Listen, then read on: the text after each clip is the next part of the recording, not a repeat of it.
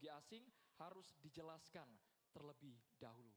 Baik, langsung saja kesempatan pertama untuk segmen ini akan kita berikan langsung Capres nomor urut 2, Bapak Prabowo Subianto untuk bertanya ke Capres nomor urut 3, Bapak Ganjar Pranowo.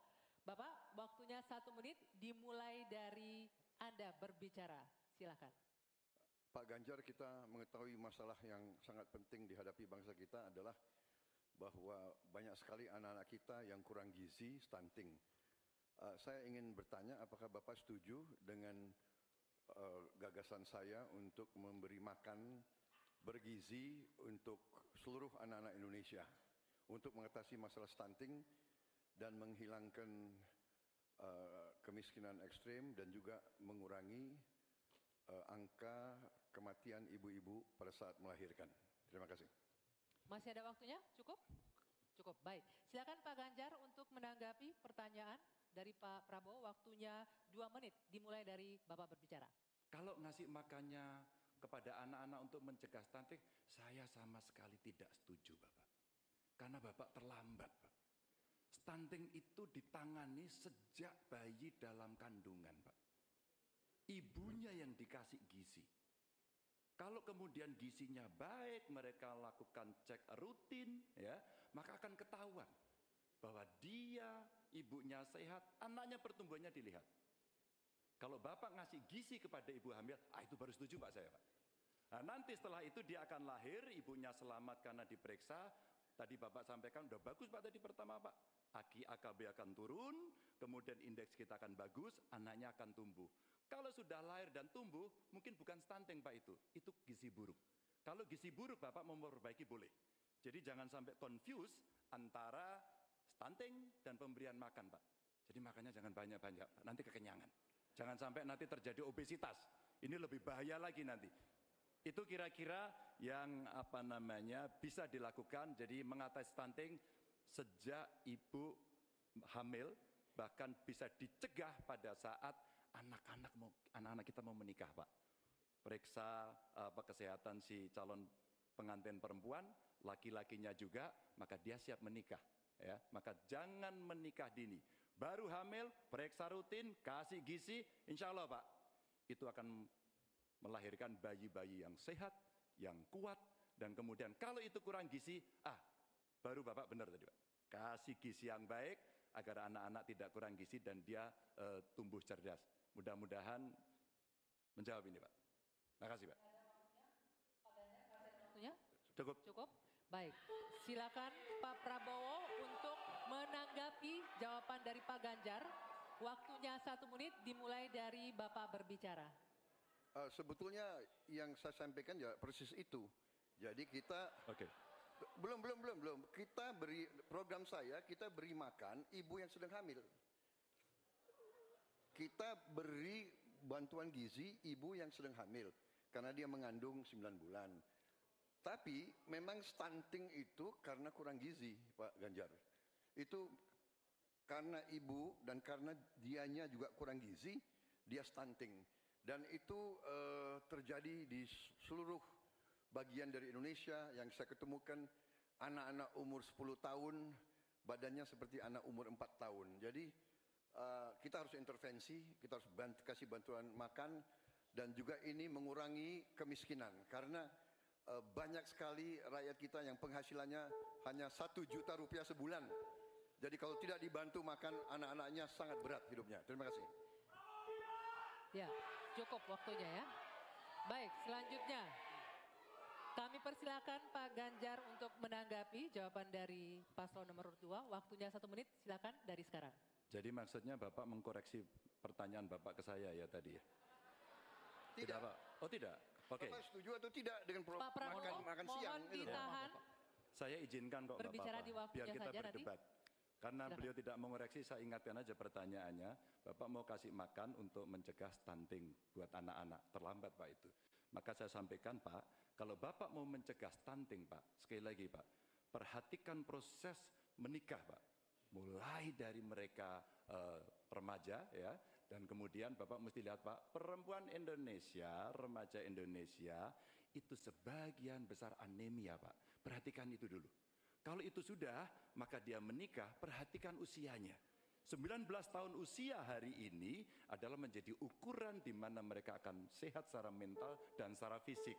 Kalau itu sudah Pak, diperiksakan semua ke dokter, ke rumah sakit dan rutin, itu akan terjaga dengan gizi yang baik yang ada di sana. Itu pendapat saya. Cukup. Waktunya habis Bapak. Terima kasih. Pak Ganjar. Mohon tenang hadirin sekalian. Sekarang kita ke calon presiden nomor urut 1. Maksud kami nomor urut 3, Bapak Ganjar Pranowo. Bertanya ke calon presiden nomor urut 1, Bapak Anies Baswedan. Waktu Pak Ganjar 1 menit dimulai saat Bapak berbicara. Pak Anies, lagi rame kita mau tanya soal bansos. Karena menurut saya bansos ini adalah kewajiban negara dan rakyat berhak mendapatkannya. Tapi kita punya problem. Karena banyak klaim yang diberikan seolah-olah ini bantuan orang per orang atau kelompok. Padahal kita masih punya. Ada data yang tidak valid, ada cara penyampaian yang tidak benar, ada protes yang kemudian tidak terverifikasi atau terrespon dengan baik. Ini yang menjadi pertanyaan saya kepada Pak Anies adalah, menurut Pak Anies kira-kira, bagaimana tata kelola bansos agar 1 tidak saling klaim, 2 bisa tepat sasaran, 3 tidak menimbulkan kecemburuan-kecemburuan, sehingga inilah satu harapan yang betul-betul bisa diterima oleh rakyat. Silakan. Masih ada waktu Bapak? Cukup. Kami persilakan calon presiden nomor urut 1, Bapak Anies Baswedan, menjawab pertanyaan yang disampaikan oleh calon presiden nomor urut 3, Bapak Ganjar Pranowo. Waktu Bapak Anies 2 menit dimulai saat Bapak berbicara. Ya, terima kasih Pak Ganjar. Pertama, kita harus menyadari bahwa yang disebut sebagai bansos adalah bantuan untuk si penerima, bukan bantuan untuk si pemberi. Karenanya, dia diberikan sesuai dengan kebutuhan si penerima. Kalau penerimanya membutuhkan bulan ini, ya diberi bulan ini. Kalau dibutuhkannya 3 bulan lagi, ya 3 bulan lagi. Tidak usah dirapel semuanya. Ya, dijadikan sebagai sesuai kebutuhan. Yang nomor 1 yang itulah yang disebut sebagai bansos tanpa pamrih. Kemudian yang kedua, pemberian bansos ini harus tepat sasaran. Artinya diberikan melalui pendataan yang baik, informasi data itu harus akurat, dan mekanisme pemberiannya melalui jalur birokrasi. Bukan dibagikan di pinggir jalan, tapi dibagikan langsung di lokasi menggunakan siapa menggunakan jalur birokrasi. Kemudian yang ketiga, yang tidak kalah penting, ketika kita berbicara tentang bansos ini, harus bansos itu bisa dipastikan mereka yang miskin, prasejahtera itu termasuk di dalamnya. Jangan sampai mereka terlewatkan. Karena itu kami menyusun ini sebagai bagian dari perubahan adalah bansos plus, angkanya ditingkatkan. Yang belum masuk masih miskin dimasukkan dan diberikan bekal pelatihan, pendampingan supaya mereka pelan-pelan bisa mandiri dan hidup lebih sejahtera. Jadi kami melihat ketika sampai kepada bansos, bansos ini adalah atas nama negara. Ketika saya bertugas di Jakarta, semua paket bansos di kerdusnya diberikan label dibiayai APBD DKI Jakarta, bukan dari gubernur, dari uang rakyat lewat APBD DKI Jakarta. Jelas posisinya. Selanjutnya kami mohon kepada calon presiden nomor 3, Bapak Ganjar Pranowo, menanggapi jawaban calon presiden nomor 1, Bapak Anies Baswedan. Waktu Bapak 1 menit dimulai saat Bapak berbicara. Terima kasih. Ya kali ini pasti setuju dong. Karena proses logic thinkingnya adalah datanya diperbaiki. Ini yang pernah kita lakukan, dan ketika kawan-kawan KD sudah bersusah payah, diberikan ke atas, balik lagi pada data yang sama. Seolah-olah kita abai pada soal data ini, sehingga betul-betul bansos yang diberikan, yang rencananya tadi menurunkan kemiskinan, mengurangi gap, menurunkan kemiskinan oke ternyata. Tapi gap tidak. Berapapun besarnya, gapnya tetap tinggi. Ini menarik dan kami punya data yang kita bisa baca, dan tentu saja ini penting memang paradigma bansos, sekali lagi ini betul-betul hak rakyat. Tugas negara dan pemerintah adalah memastikan itu bahwa ini adalah tepat sasaran dan tepat waktu. Tadi yang disampaikan betul. Dan kami berusul bantuannya ganti aja deh bantuan kesra, karena tugas negara itu menciptakan keadilan sosial, bukan menciptakan bantuan sosial. Waktunya habis Bapak.